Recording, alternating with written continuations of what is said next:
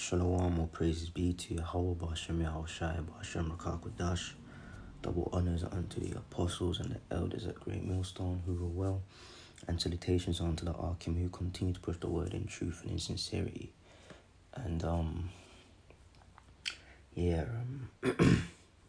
I had a long sleep last night, and I had a series of dreams, you know. And I don't know. I mean, it's all the spirit. I say in the flesh. I don't know why I keep dreaming about the apostles like every couple of months, But I had about 3 to 4 dreams last night, I would say, but I only remember 2 of them, And I believe through the spirit the other 2 were like bullshit dreams. But then the first 2 I had were the longest, but they were more so like visions. And pretty much the first dream I had was of my father, my earthly father, he's against the truth, as it were. I mean, he doesn't give me hell about it, but he's not in agreement with it. I remember actually when I was 14 years old, because I had actually watched Great Millstone for a whole year by myself before even like approaching a camp or anything. The Lord led me to, and the first camp I watched was Great Millstone. I'm not one of those brothers that went all around watching different camps, and I had like my first laptop around age 14. And I remember one time I'd gone downstairs in the house, and that's like back when the clips were like 15 minutes long, and the Apostles was on that, is it 34th on Broadway Street? I'm from England. I don't know how exactly it works, but they were on that main street teaching like 15-minute clips. But I paused the video. I was in my room and I paused the video, and I went downstairs to get a drink. And my dad, my father, this is real life. When I was 14, my father walked into my room, and when I came back upstairs, it's like he was leaving my room, and he said, "Who's that on the screen? Who are those men on the screen?" And I said, "Those are the men of God," And he laughed at. He did like that, like Benjamin, like, and he walked out, and he didn't bother me, Obviously, years later, I've come in the camp and things, and he ain't keen on the idea, but it's really more so my mother that gave me hell, about being in the camp and acknowledging I'm an Israelite and everything that comes with the truth. But that was that. But anyhow, last night in this dream, I dreamt that my father was sick, and it was to the point where he was about to die. And I was like, nobody else in the family really cared in the dream, and I was crying because my dad was about to pass, and also out of frustration, tears that nobody else in the family seems to be fazed by it. Like, everybody knew, but it was just about their business. So anyways, I ran to be with my father, and I remember him like softly groaning, and I held him in my hands, and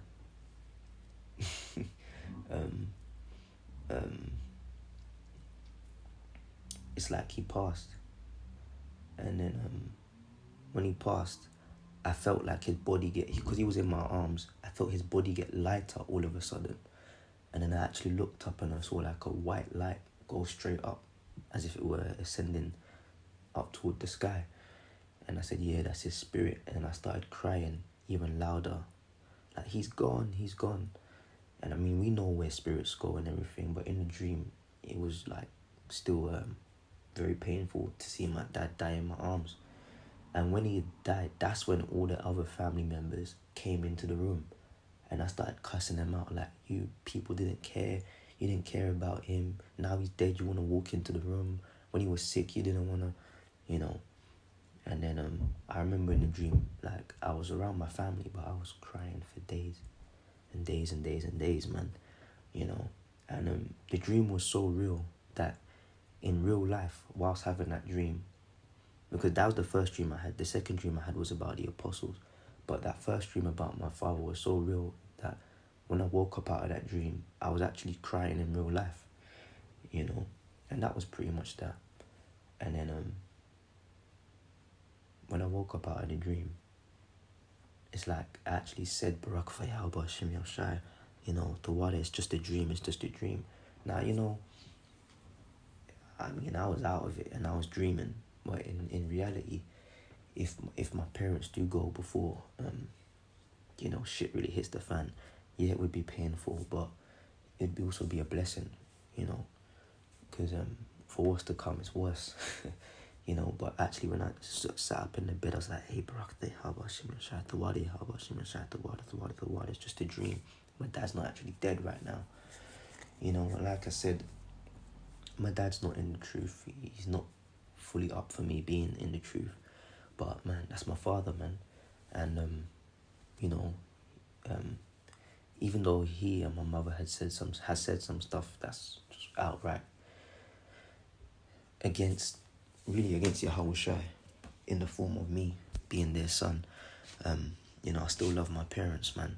And, you know, there's very few people I would say this about, you know. I would actually lay my life down for, first and foremost, the brothers in the truth and my father, man. Okay, if it came down to it, in this present life right now, you know, I would lay my life down for any of the Arkham. Alright? And my father. Okay, nobody else. Right? Not my brothers, not my sisters, not my cousins, nobody else, man. No worldly people I know.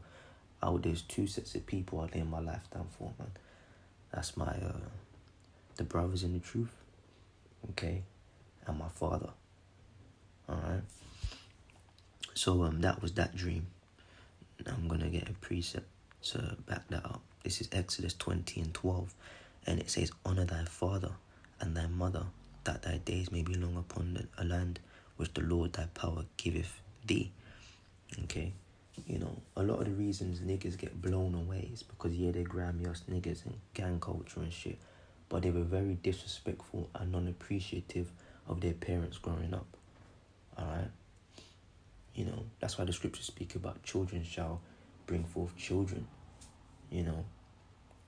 Because it's not about the age, being a young parent. That's not what he's talking about. It's about the mindset. In today's day and age, you've got nigger women and men in a childish mindset having children. You know, it doesn't matter if they're young. It's about the mindset. They haven't matured. But like our generation of our parents, where they were more on the ball, more civilized as it were, you know, a lot of our generation didn't appreciate their parents growing up, you know, doing the best that they could for them. Alright? So that's why a lot of the reasons niggas get blown away, man, because they didn't honor their parents. And notice it says honor thy father and thy mother. The father comes first, man. This world teaches you my mom's, man. My mom. Everything's mommy. Yeah, your mom gets honored, but it's really your father that comes first. Okay? You come from your dad, man. Alright? So that was that dream. And then shortly after, I had another dream. Like I said, I woke up out of that first dream. I would kind of send some blessings up to the Lord. The word that's not real for right now. Then I fell back asleep. And when I'd fallen back asleep, as you can see, I've got an image here of the apostles from left to right. You've got the apostle Tahar, the head apostle. You've got next to him in the background, you've got apostle Aram Lab. Alright. Then on the right side of the screen, you've got apostle Rakar. And to the utmost right, you've got apostle Gabar. Now, in this dream, it's like I was in a parking lot. It was like a complex of like flats, apartments, whatever. And I was in a parking lot. And I mean, I don't know if the dream, you know, was partly triggered because I was watching the Apostle Elder Gabar's video yesterday, and he was saying he wasn't too well, and his basement flooded with like 2 inches of water. So, I mean, if the Lord wanted me to have the dream, I would have had the dream regardless of me hearing the apostle say that in real life not too long before I went to bed. But maybe there's some connection in the brain there. But anyhow, it's like I was in a parking lot of an apartment complex, and it's like I was walking up through the parking lot to like an underground garage bit, and Apostle Gabar was there, you know, and it's like I wasn't expecting to see him, but he was expecting to see me. So, you know, I was a little bit nervous. I said, hey, Shalom, Apostle. Shalom, Apostle Gabar, you know. And he was in a very good mood, as it were, you know. And he was like, hey, Shalom, brother, Shalom, you know. And he said, yeah, let's get to work. And I was like, okay, I don't know what I'm here for, but okay. And it's like we were in a garage with boxes upon boxes upon boxes upon boxes, man. Just boxes of like things packed up, like he was ready to move, you know. And he was like, yeah, he gave me was it a blue marker? It was a blue marker pen, all right. And he said, yeah, brother, on every single one of these boxes, I want you to write Apostle Tahar, like in a line going down. I want you to write Apostle Tahar, then me, and he laughed, like, me, Apostle Gabar, Apostle Rakah, Apostle Ramlab. I want you to write our names on every single one of these boxes, brother, okay, you know. And I was like, Khan, okay. So I took the marker from Apostle Gabar, and I started writing their names, just as he said, you know. And then what I noticed is that, like, even I was writing that with a blue marker pen, but at the bottom right corner of every box, printed in ink, you know that you can print on boxes, printed in ink, was the name Yahweh Shai. So I was like, okay, the boxes already have the name printed Yahweh Shai on them, but the Lord, so like the Apostle Gabar, which in context the apostles, our lords, are the one, you know, sovereign masters, rulers, you know. But yeah, Apostle Gabar was like, write our names on all the boxes. So I noted that the name Yahweh Shai was already pre-printed in ink on every box, but then I had to write their names on all of the boxes. So I was getting away, doing it. But, you know, for some reason, it's like I didn't take the task lightly. Like, my hands was almost shaking whilst writing their names, you know, and I was being so careful not to make a mistake, you know, and because I felt like the apostle would like tell me off and get on me, man, if I messed up writing their names. So I was very cautious. Even though it's a simple task, I was very cautious writing their names. And then it's like, even though I was in the garage of the parking lot, it was kind of open to where I could still see the parking lot. Then I heard Apostle Gabar. I was busy writing away. I heard Apostle Gabar say, hey, Shalom, brother. So then in the dream, like, I stopped writing and I ran to the parking lot to see who he was speaking to. And he was speaking with Apostle Aramla was walking towards him, and they saluted each other. And then again, like, I felt out of place. Like, what the hell am I doing here with two of the apostles, man? Like, I shouldn't be here, you know. But then again, it's like Apostle Aramla, he was expecting me, even though I felt out of place. And he had a Torah scroll, like, on him. Like, he had it on his shoulder, but he was carrying it. And that was the last piece of equipment that needed to go in one of the boxes. And I perceived, even though I didn't look inside of the boxes, I perceived it was stuff to do with the truth, like garments, Bibles, you know, whatever, man. It was all like, you know, I'll explain in a bit. So then Apostle Aramlab handed the Torah scroll to to Apostle Gabar. And Apostle Gabar handed it to me and was like, yeah, put it in the box. You know, he didn't say which box, he just said put it in the box, because we was packing the box, or the boxes had been packed. You know, like there was going to be a big move. So then I took the Torah scroll, which was handed to me from Apostle Gabar. And you know, like it's got the rollers, the handles. And I was being delicate with it, like I was almost holding it with my fingertips. You know, and Apostle Gabar said, hold it properly, brother. Hold it properly. Hold it by the handles. Don't hold the end of it. Hold the top. Hold it properly. Hold it firm by the handles. I said, Khan, Apostle, Khan. And I held it firm. You know, the Torah scroll wasn't that big, but it felt heavy, man. It felt real heavy. He was like, hold it firm, brother. Hold it firm. You know. And he said, I'm going down the road with Apostle Ramlab. And when I come back, I want the Torah scroll packed, and I want all of our names, like the original task he gave me. I want all of our names, referring to the apostles, to have been done, written on these boxes. Okay, brother? And I was like, yes, Apostle Khan. So anyways, I don't know why, but in the dream, it's like I took the cover off once the apostles left, I took the cover off the Torah, and I was looking at it, and I was like amazed by it. Then I put the cover back on, and I put it in one of the boxes, sealed it up, and I continued writing all of the apostles' names, just as Apostle Gabar had told me. You know, first Apostle Tahar, then Apostle, when he was in the dream, he goes, me, brother, then me, you know, Apostle Gabar, Apostle Rakar, Apostle Ramlab. So I finished doing that on all of the boxes. And then that was the end of the dream. You know, that was the end of the dream. The apostles never came back. But I was just left there. They could have come back, but the dream ended for me where once I'd finished writing all of their names on all the boxes, that was it. And I woke up. And then again, I was like, whoa, that felt so real. Then I went back to sleep. And I've woken up now. I put some clothes to wash and I kind of forgot about it, but then it just came back to mind. So that was the dream. Now, I perceived the breakdown to be this, is that the boxes was, the move, like packing everything up, was the famine of the word, and inside of the boxes in the garage was the wisdom, knowledge and understanding which we've been taught, you know, and it was time for the seal to happen, for it to be stopped being published or preached. So that represented the boxes being packed as if a move was going to happen.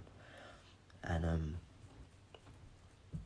it was Yahweh Shai's doctrine. It was Yahweh Hashem Shai's doctrine, which had been carried by the apostles. So when I said that, when I observed the boxes, I saw Yahweh Shai's name pre-printed at the bottom right of the box, of all the boxes. But then I had to write with the blue marker the apostles' names, because they were the ones that carried the gospel of Yahweh Shai, the doctrine of Yahweh Shai, unto all of us. You know, so this is the book of Amos 8 and 11. Behold, the days come, saith the Lord power, that I will send a famine in the land, not a famine of bread. So like I must note as well that even though it wasn't said in the dream by the Apostle Gabar, the Apostle Tahar and the Apostle Rakar wasn't present. But when they were going, when they said they'll be back, I just perceived in the dream that they were going to link. Apostle Gabar and Apostle Aramnat was going to link up with Apostle Tahar and Apostle Rakar. Alright, but the Apostle Tahar and the Apostle Rakar wasn't present at the car park. So it says, I'll read this again, Amos 8 and 11. Behold, the days come, saith the Lord power, that I will send a famine in the land, not a famine of bread, nor a thirst for water, but of hearing the words of the Lord. You know, and we don't know how it's going to happen, but we know it's going to happen, man. We just have to wait and see how the famine of the word plays out. You know, his prophecy is going to happen, but in the dream, the boxes that were being packed in the garage by the parking lot, you know, was like the content of the word being packed up, like, this ain't out no more. Wrap this up, you know. Alright.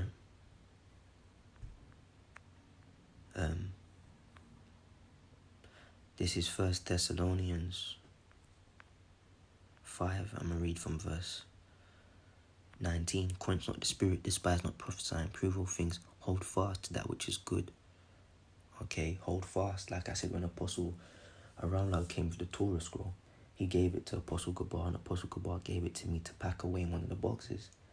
And I was holding it all timidly, you know, which represented, the Torah scroll represented the whole word, like the Bible, you know. And Apostle Gabar, it's not like he was angry at me, but he was being firm with me. He was like, hold it properly, brother. Don't hold it at the bottom. Hold it by the top of the handles. Hold it firm. Hold all of it. You know, that's him encouraging us, man, to hold fast to the word, man. All right, prove all things, verse 21, prove all things, hold fast to that which is good. Okay. 2 Timothy 3, verse 14, and it says, but continue down the things which thou hast learned, and be assured of knowing of whom thou hast learned them. And like I said, the box had pre-printed on it the name Yahushua in black ink at the bottom right of every single box. And it was a lot of boxes, man, in that garage. But then the task was for me to write in the blue marker pen all of the apostles' names. Right? So that's to say, inside of the boxes were the contents of the truth. I didn't look inside of the boxes, but I just knew it was the content of the truth. Alright? So hold fast to it, knowing of whom thou hast learned, man.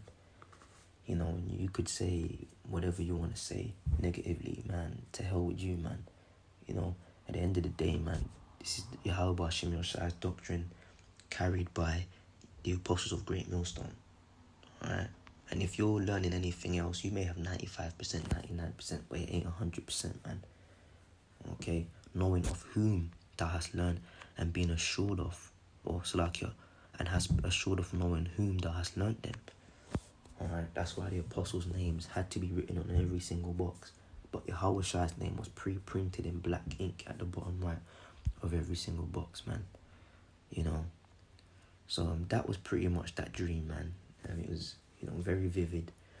And yeah, I guess it's a sign that the famine of the word is coming soon, man. You know, and as I said, I don't know why I keep, like, every couple of 3-4 months I dream the apostles. You know, but it's the spirit, man. But yeah, we look in prophecy and we see things going down, man. You know, this is clearly the end, man. The famine of the word is coming. And into that amount, man. Shalom.